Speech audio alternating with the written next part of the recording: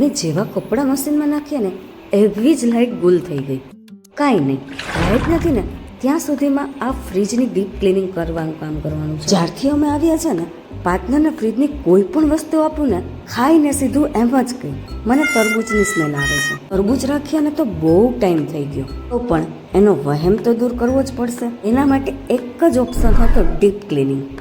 આજ તો સવારમાં સ્ટ્રિક્ટલી કીધું કે હું ચા પીશ જ નહીં, ને રિયલી એણે ચા પીધી પણ નહીં. ને પણ સ્મેલ આવતી, પણ એવી પણ ઇરિટેટ ના થાય કે હું ખાવા પીવાનું મૂકી દઉં.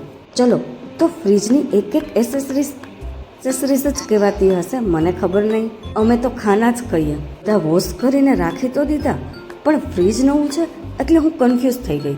ભાઈ ક્યાં આવશે ને એ તો સમજાતું જ નહોતું, એટલે મેં લાસ્ટથી જ મૂકવાનું ચાલુ કરી દીધું. જેટલું મૂકાતું જાય ને એમ ઉકેલ તો આવતો જાય. પૂરેપૂરું ફ્રીજ ક્લીન થઈ ગયું અને વસ્તુ મુકાઈ પણ ગઈ, પણ લાઇટ હજુ સુધી આવી નથી.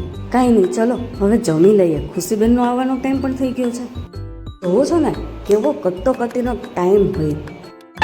એ સ્કૂલે જઈને ત્યાં સુધીમાં બધું કામ કરી રહું ત્યાં તો એનો આવવાનો ટાઈમ પણ થઈ જાય. ચલો કાંઈ નહીં, એ આવે ત્યાં સુધીમાં હું ફ્રી પણ થઈ જાઉં ને.